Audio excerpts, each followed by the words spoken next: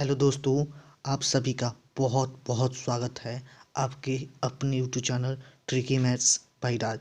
जी हाँ दोस्तों, आज मैं भारतीय संविधान की पार्ट 2 जो टॉपिक है प्रस्तावना, आप लोगों को बताऊंगा, पढ़ाऊंगा और याद दिलाने का कोशिश करूंगा और याद भी करा दूंगा। पढ़ने के बाद आपको ऐसा लगेगा कि याद ही हो गया। आइए देखते हैं प्रस्तावना।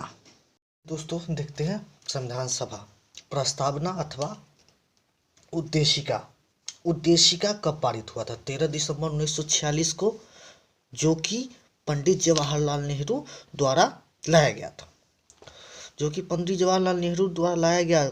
था। या कब लाया गया था? 13 दिसंबर 1946 को। और लागू कब हुआ था? 22 जनवरी 1947 को।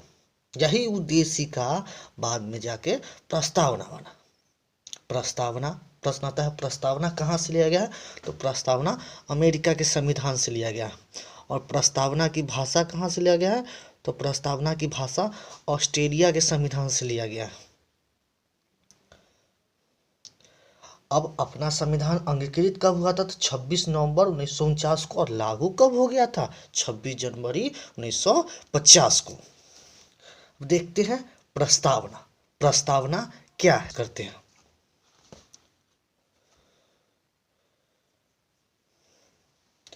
हम भारत के लोग भारत को एक संपूर्ण प्रभुत्व संपन्न समाजवादी पंथ निरपेक्ष लोकतंत्रात्मक गणराज्य बनाने के लिए उसके समस्त नागरिकों को सामाजिक, आर्थिक और राजनीतिक न्याय, विचार, अभिव्यक्ति, विश्वास, धर्म और उपासना की स्वतंत्रता, प्रतिष्ठा और अवसर की समानता प्राप्त कराने के लिए तथा उन सब में व्यक्तित्व की गरिमा और राष्ट्र की एकता और अखंडता सुनिश्चित करने वाली बंधुता को बढ़ाने के लिए दृढ़ संकल्प होकर अपनी इस संविधान सभा में आज तारीख 26 नवंबर 1949 को मिति मार्गशीर्ष शुक्ल इस सप्तमी संवत 2006 विक्रमी को एतद द्वारा इस संविधान को अंगीकृत, अधिनियमित और आत्मसमर्पित करते हैं। यह हमारा प्रस्तावना है। आइए प्रस्तावना को समझने की कोशिश करते हैं। इस माध्यम से करते हैं। प्रस्तावना को 3 भागों में बांटा गया है: संविधान के स्रोत, स्वरूप और उद्देश्य। संविधान के स्रोत में आता है हम भारत के लोग अर्थात जनता। मतलब भारत के लोग द्वारा संविधान बनाया गया, भारत के लोग ही द्वारा लागू किया गया और भारत के लोग ही को अर्पित किया गया। यही इसका मतलब है। मतलब भारत द्वारा ही बनाया गया, भारत के लोग द्वारा बनाया गया, भारत के लोग ही द्वारा अपनाया गया और भारत के लोग पर ही लागू होता है। अब एक वर्ड आता है, नेक्स्ट है संप्रभुत्व संपन्न का अर्थ होता है कि भारत अपना कोई भी कदम उठाना है तो अपने मर्जी से उठा सकता है, किसी का कोई जोर जबरदस्ती नहीं होगा। अब नेक्स्ट है पंथ निरपेक्ष। पंथ निरपेक्ष का मतलब होता है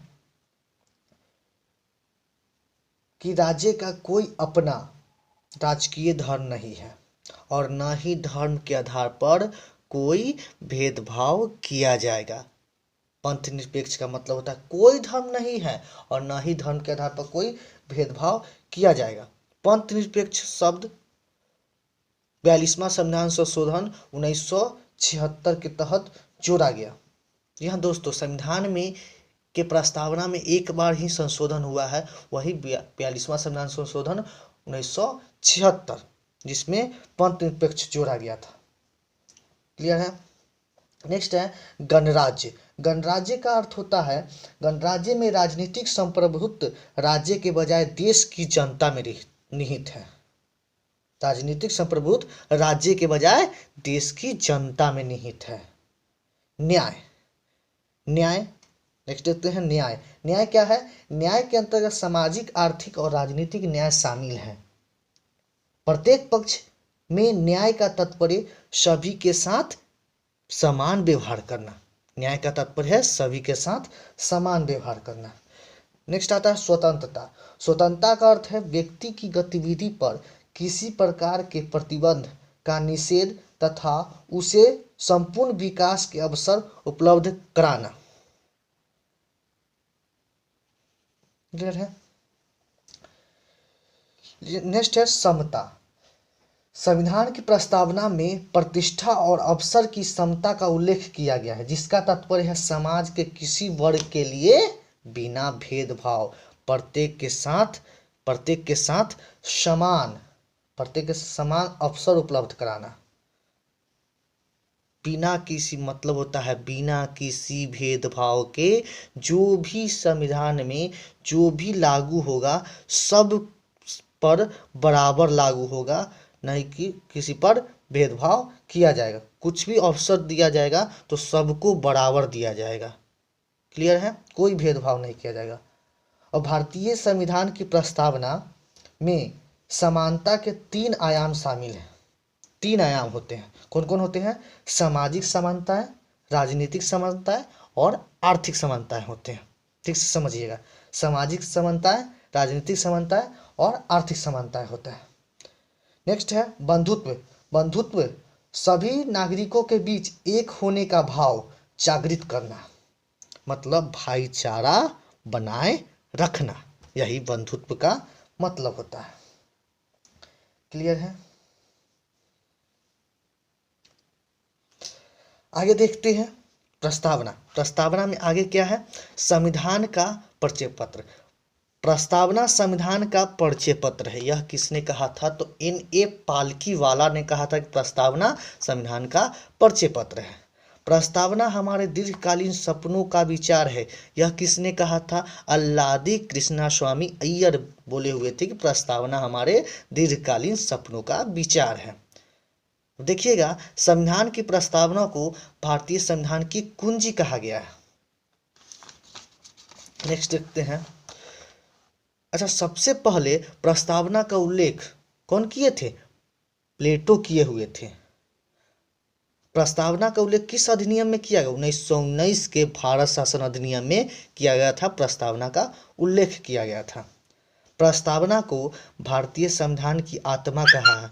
कौन बोले हुए थे प्रस्तावना को भारतीय संविधान की आत्मा? ठाकुरदास भार्गव। ठाकुरदास भार्गव ने प्रस्तावना को भारतीय संविधान की आत्मा कहा था। और अनुच्छेद 32 को किसने भारतीय संविधान की आत्मा कहा था? अनुच्छेद 32 को भीमराव अंबेडकर ने भारतीय संविधान की आत्मा कहा था। अब एक मामला आता है बेरुवाड़ी संघवाद 1960, जिसमें सर्वोच्च न्यायालय ने कहा था प्रस्तावना संविधान का अंग नहीं है, अतः इसमें कोई परिवर्तन नहीं हो सकता।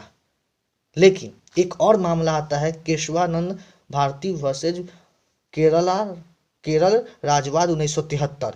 इसमें कहा गया था कि प्रस्तावना संविधान का अंग है, इसलिए विधायिका मतलब संसद इसमें संशोधन कर सकती है, लेकिन इस संशोधन द्वारा मूल ढांचा चेंज नहीं किया जाएगा। अब देखते हैं आगे। यहाँ है 42वां संविधान संशोधन। पीछे ही बताया था 42वां संविधान संशोधन, एक ही संशोधन प्रस्तावना में हुआ है, वही 42वां संविधान संशोधन, जिसमें 3 शब्द जोड़ा गया था: समाजवादी, पंथ निरपेक्ष, अखंडता। क्लियर है?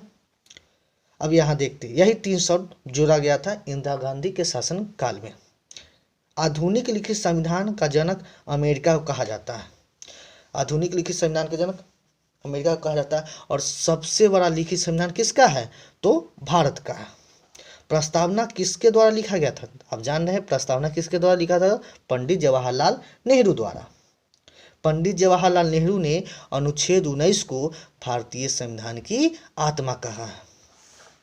नेक्स्ट देखते हैं के मुंशी द्वारा। के मुंशी क्या बोले हुए थे कि प्रस्तावना भारतीय संविधान की जन्म कुंडली है। अब अनरेस्ट ठाकुर क्या बोले हुए थे, प्रस्तावना वृद्धावस्था का प्रलेखन है। क्लियर है। संविधान के लक्ष्यों एवं उद्देश्य का संक्षिप्त वर्णन डी सुब्बा राव। संविधान के लक्ष्यों एवं उद्देश्य का संक्षिप्त वर्णन कौन किए थे, डी सुब्बा राव। क्लियर है। जी हाँ दोस्तों, यहाँ पे प्रस्तावना समाप्त होता है।